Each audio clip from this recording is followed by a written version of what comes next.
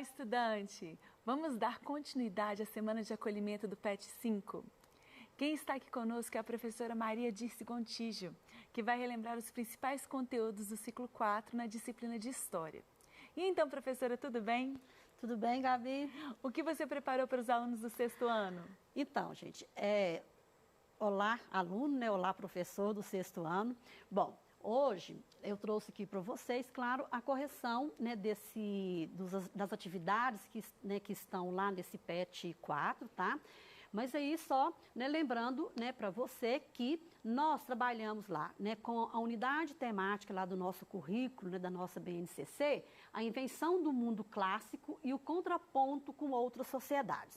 Nas aulas, né, anterior do PET 3, a gente começamos a trabalhar sociedades lá, o Egito, Mesopotâmia e tal. E nós hoje estamos aqui dando continuidade a essas civilizações antigas.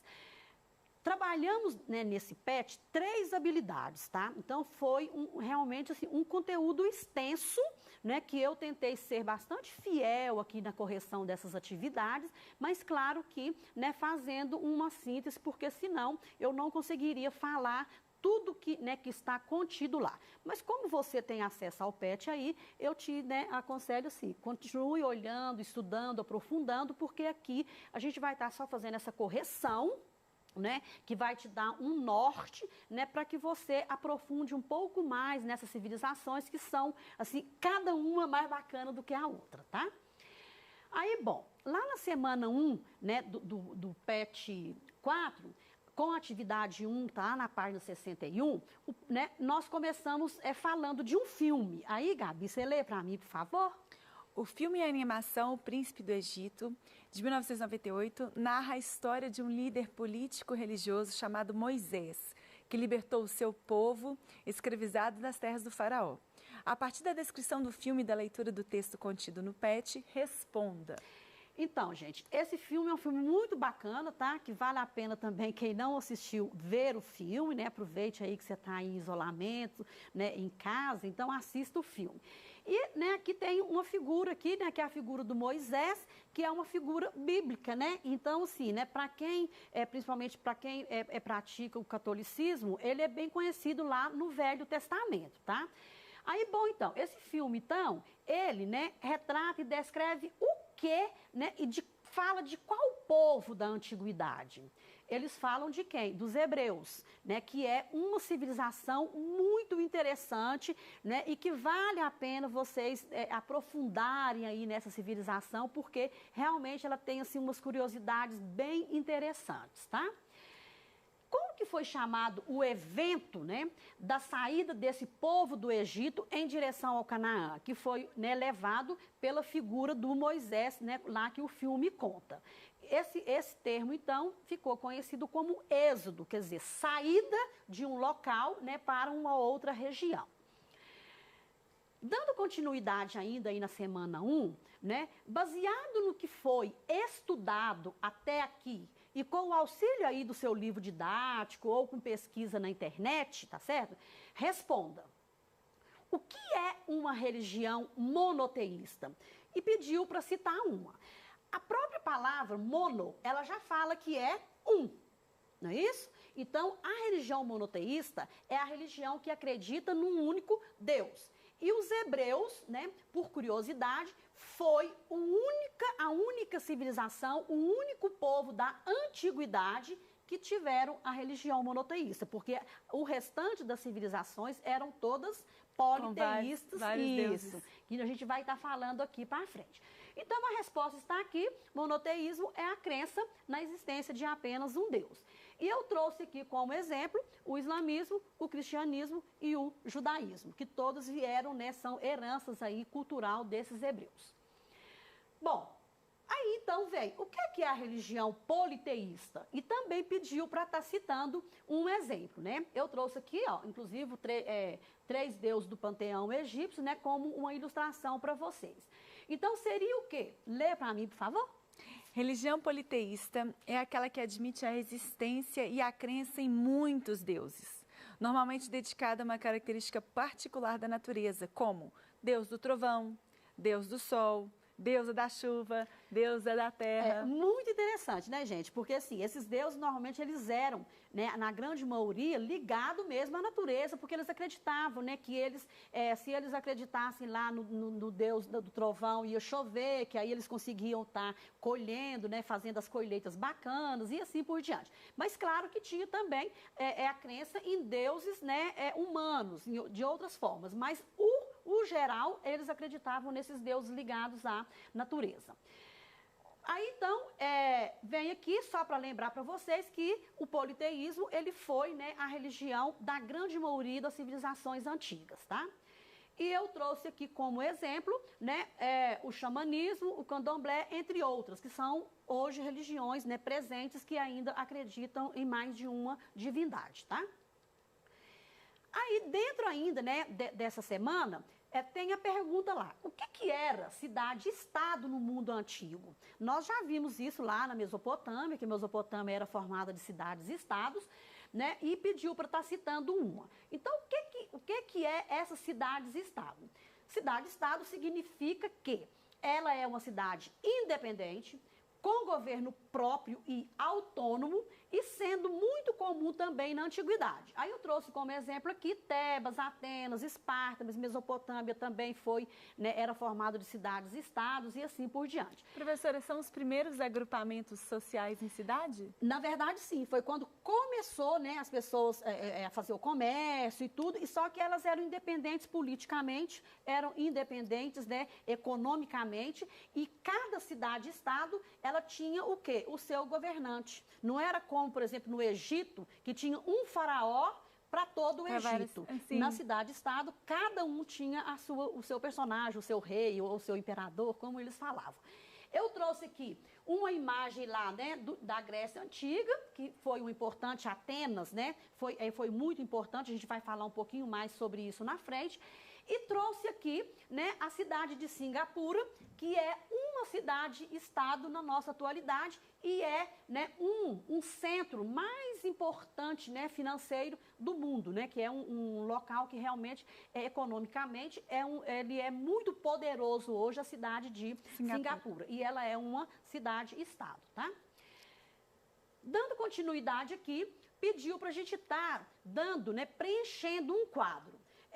Como eu não tive a possibilidade de estar fazendo esse quadro aqui, eu trouxe de uma outra forma para você, mas que, né, você aí no seu pet, você vai preencher como você achar melhor. Mas aí eu estou dando as características desses povos antigos. Quem que inventou o alfabeto fonético? Foram os fenícios, né? E por que eles fizeram isso? Para melhorar a questão da comunicação, tá? Eles, então, colocaram 22 consoantes e esse alfabeto, ele deu origem ao nosso alfabeto, né, que a gente usa hoje, tá? Quem que adotou uma moeda única? Os persas, que foi o Dárico, tá? Porque também o comércio lá foi muito forte. Então, o rei lá na época, o Dário, inventou uma moeda, foi, então, uma das primeiras civilizações que trabalhou com moeda, tá? A religião monoteísta, né, nós acabamos de falar que ela era dos hebreus. E quem que lutou contra os gregos lá em Termópilas? Foi os Termópilas. Quem? Os persas, tá? Porque os persas foi o maior império. Eles conseguiram conquistas e muitas conquistas, né, que na época foi o maior império da antiguidade, foi o dos persas. E os grandes navegadores foram os fenícios, porque eles tinham uma condição de ser, né, de ter muito mar por perto, então eles conseguiram desenvolver essa arte náutica de uma forma bem bacana. E quem foram os escravizados no Egito por cerca de 450 anos foram os hebreus. Começando a semana 2. Você lê para mim, por favor? A China é uma das importantes civilizações da história da humanidade. Datada de 7.000 anos antes de Cristo, passou por diversas transformações territoriais, políticas e econômicas ao longo dos séculos. Responda o que se pede sobre a civilização chinesa. Obrigada. Qual que é a importância dos rios Amarelo e Azul para o início do povoamento da região que hoje chamamos de China? O texto está lá, tá, gente? Dando todas essas informações para você, tá? Os habitantes dessas localidades, eles viviam inicialmente do cultivo do arroz e de outros cereais. Por isso, então, esses rios eram de extrema importância, né, para esse povo, tá? Porque, sendo assim, eles aproveitaram, né, da grande fertilidade ali dessas terras, ocasionadas pelas cheias dos rios, né? E aí, então, era uma terra muito fértil que eles conseguiam produzir tudo o que eles precisavam. Aí pergunta, né, que dentro da China isso é muito comum, o que é uma dinastia? Dinastia, então, é uma série de reis e rainhas de uma mesma família que se sucedem no governo. Isso quer dizer o quê? Que o poder era hereditário, passava de pai para filho, tá? Qual que é a importância da dinastia Qin, né, que viveu aqui nessa época de 221 a.C. a 207 a.C., para o Império Chinês?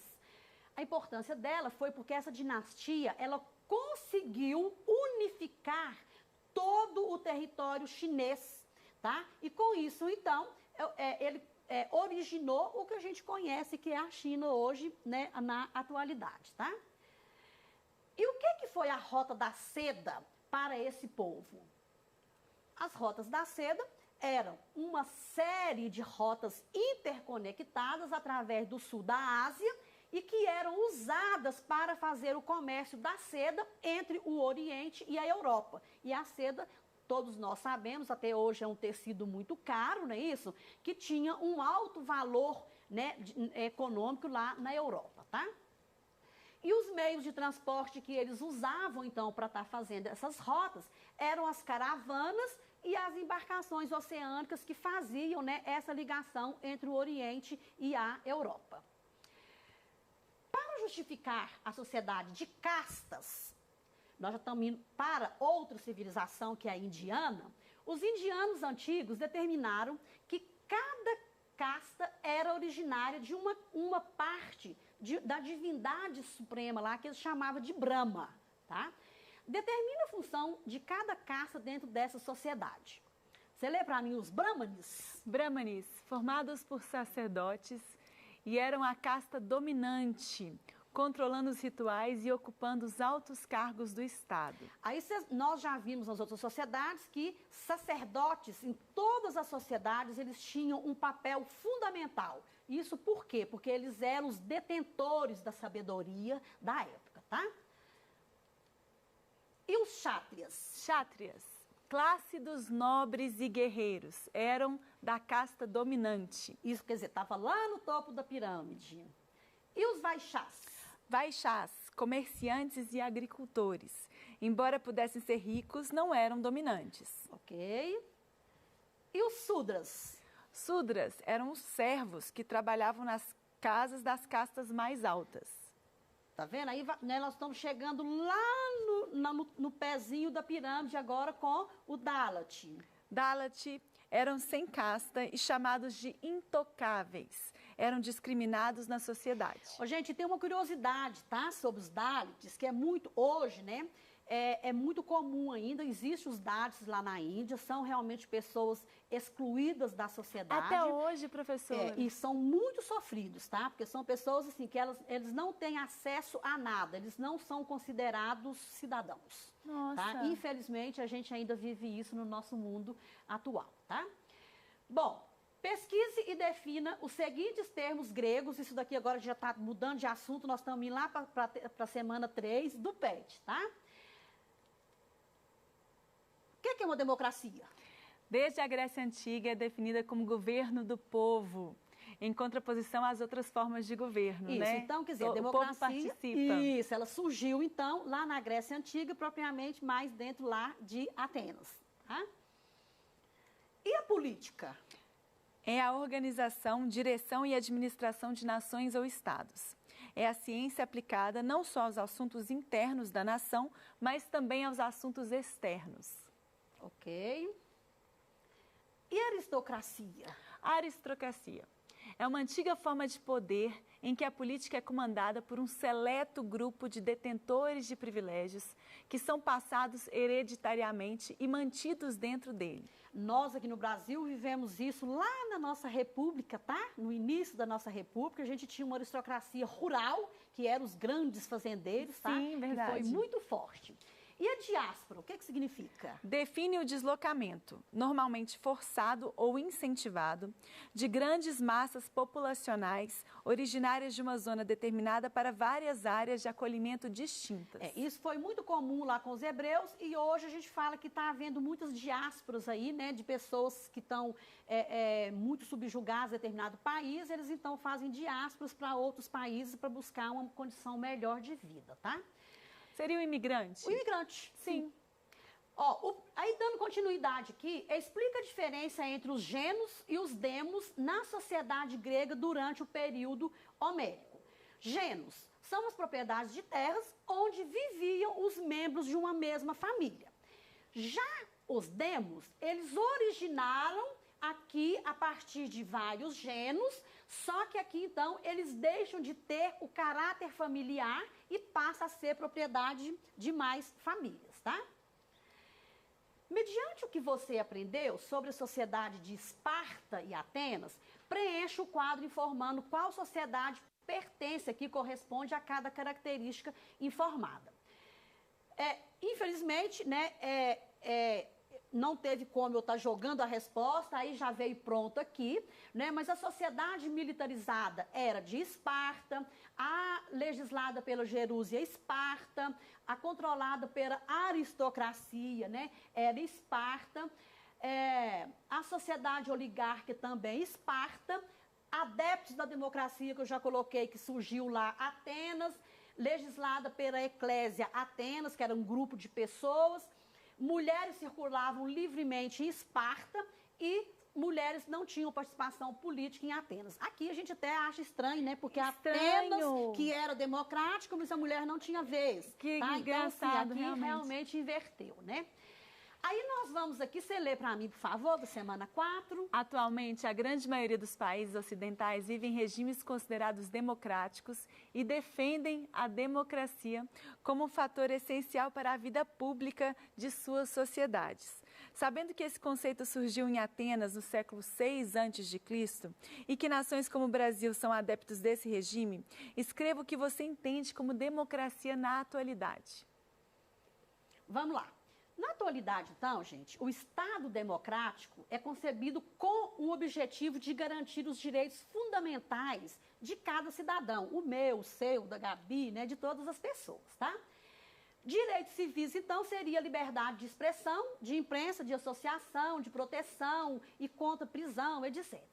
Os direitos políticos é o direito que eu tenho de votar, de candidatar, de ser votado, etc. E os direitos sociais são aqueles relacionados à alimentação, à saúde, à educação, à moradia, segurança, transporte, lazer, não é isso? Tudo que se diz respeito social está aqui dentro desses direitos sociais. Aí a gente vai aqui, né, para a semana 4, falando de uma coisa muito bacana, que qual que foi o maior legado das festividades religiosas a Zeus, que era um deus grego, né, que eram realizadas na cidade de Olímpia, na antiguidade, que eles deixaram para nós aqui na atualidade. Existem esportes nos jogos atuais que eram praticados na antiguidade? Aí pede para a gente estar exemplificando, né, essa questão aqui, dessa herança que esse povo deixou para nós. Os Jogos Olímpicos, que é um evento global, e que são disputados de 4 em 4 anos em diversas modalidades esportivas. Infelizmente, esse ano teria esses Jogos Olímpicos, sim, mas não tivemos, né, por causa da pandemia. Que está no mundo todo, então foi impossível de estar, né, fazendo esses jogos, que possivelmente vão, né, vai ser no ano de 2021 ou 2022, tá? Sim, né? O que continua nesses jogos e que a gente pratica, né, que tinha lá na antiguidade e que a gente continua praticando? Quase tudo, corridas, salto em distância, lançamento de objetos, inclusive eu faço corrida de rua, que é muito bacana, tá certo? Então, tudo de bom que ficou desses jogos, a gente tá aqui com a gente aqui na nossa atualidade. A nossa aula, então, terminou, deixando para vocês aqui uma figura maravilhosa do estado da Olímpia, né, em Olímpia, da Grécia Antiga. Aí, enquanto isso, fique em casa. Um grande abraço em cada um de vocês.